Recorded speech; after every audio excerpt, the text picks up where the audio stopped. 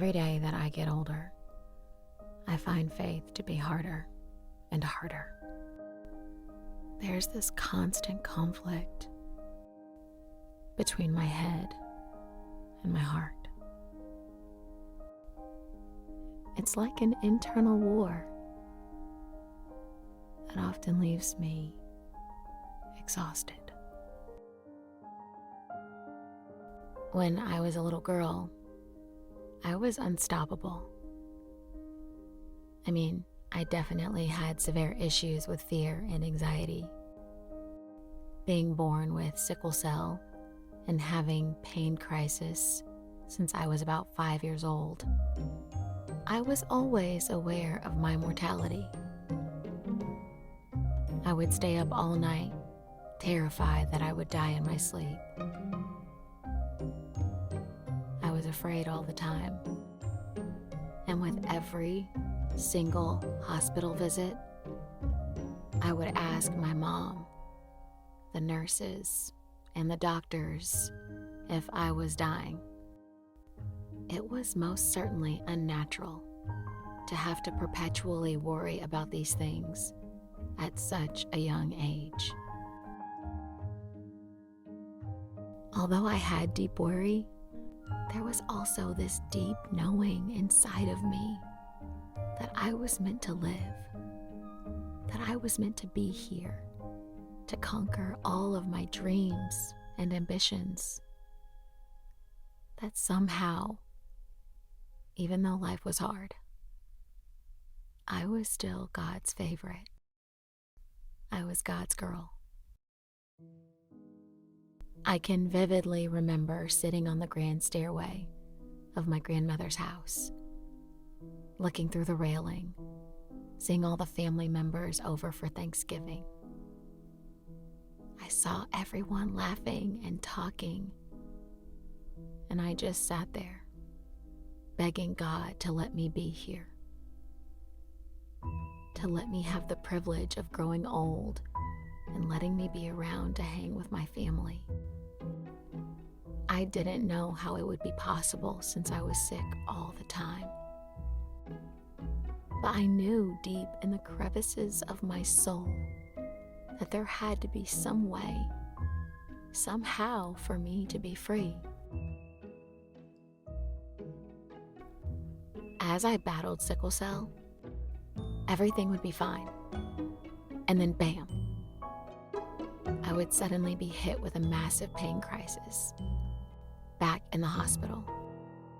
I couldn't understand as a child what I did to deserve these attacks on my body. Inadvertently, this shaped my viewpoint of the world. I would find myself enjoying a beautiful moment, but then find myself grieving and crying and worrying that something bad was going to happen. I could never really enjoy my life.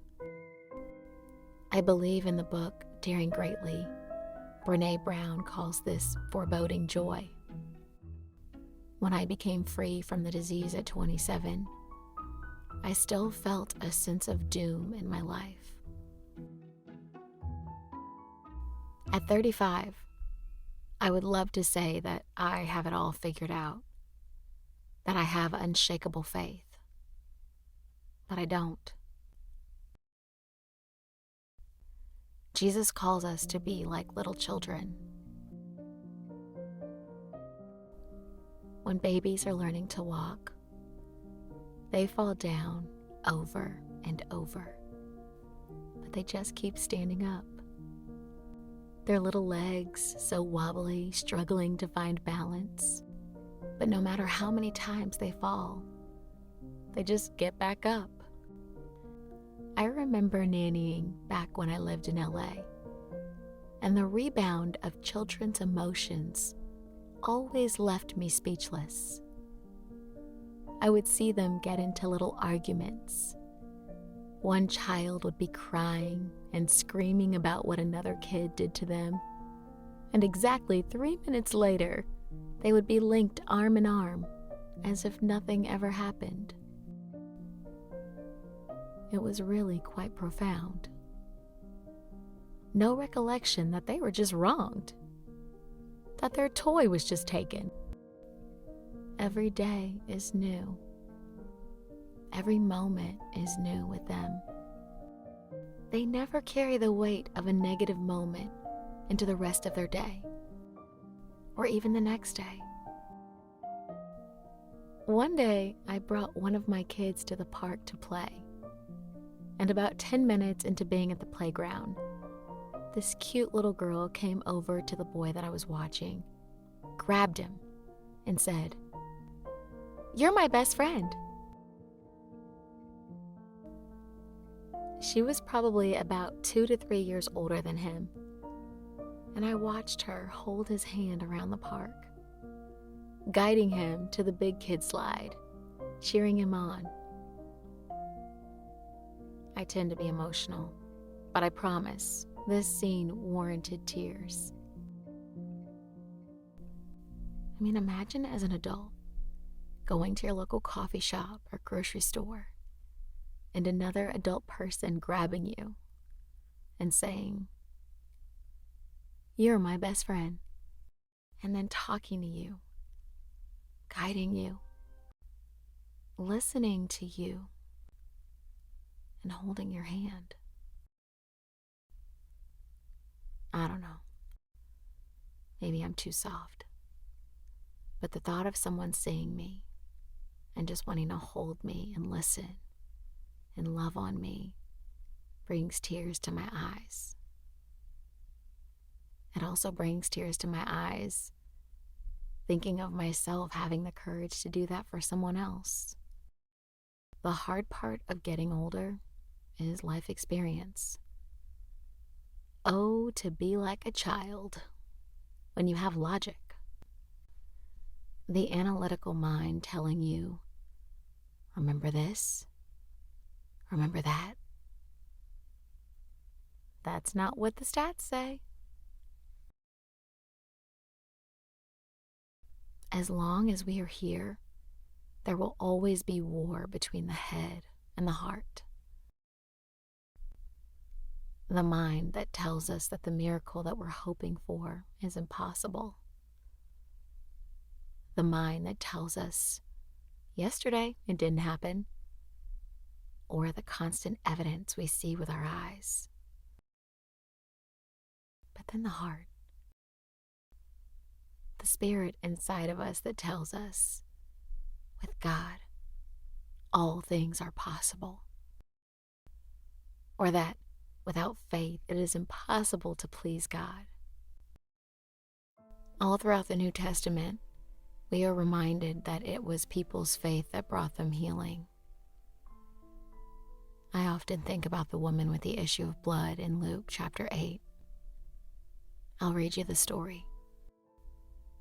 And a woman having an issue of blood 12 years, which had spent all her living upon physicians, neither could be healed of any, came behind him and touched the border of his garment, and immediately her issue of blood stanched. And Jesus said, "Who touched me?" When all denied, Peter and they that were with him said, "Master, the multitude throng thee and press thee, and sayest thou, Who touched me?" And Jesus said, "Somebody hath touched me, for I perceive that virtue is gone out of me." And when the woman saw that she was not hid, she came trembling and falling down before him. She declared unto him before all the people for what cause she had touched him, and how she was healed immediately. And he said unto her, "Daughter, be of good comfort. Thy faith hath made thee whole. Go in peace."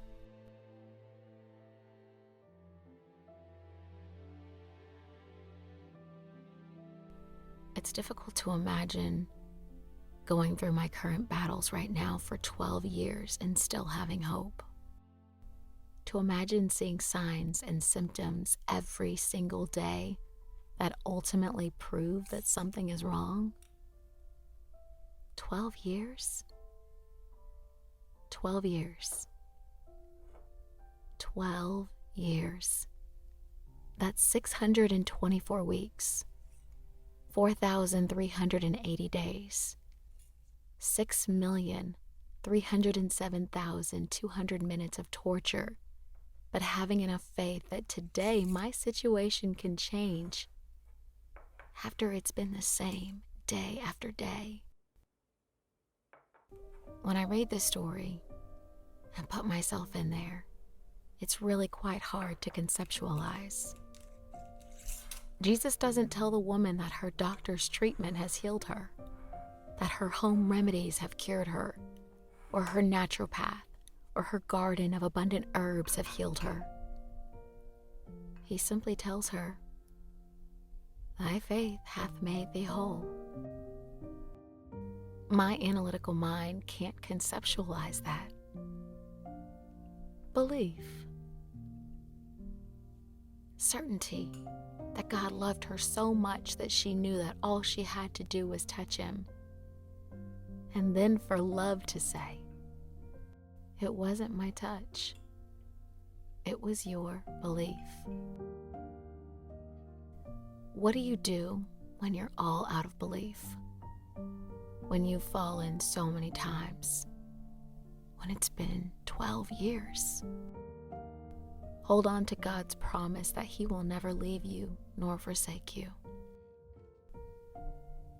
The only thing you can do is get back up just like the babies, to let go of time constraints on your expectation, and know that you do have a friend. I think we have to learn the lessons from our trials, but also I think we have to learn how to forget them. To wake up with the attitude that today is a new day, that this current moment is new, that what happened yesterday has no reflections for today.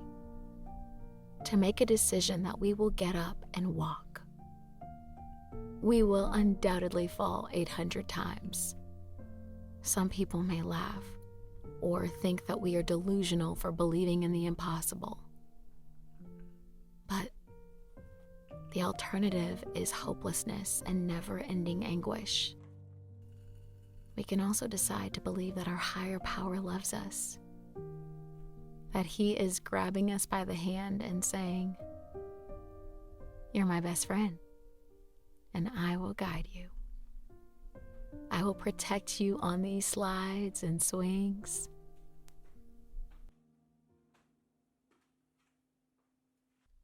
Nine times out of 10, we won't know what the day at the park will look like.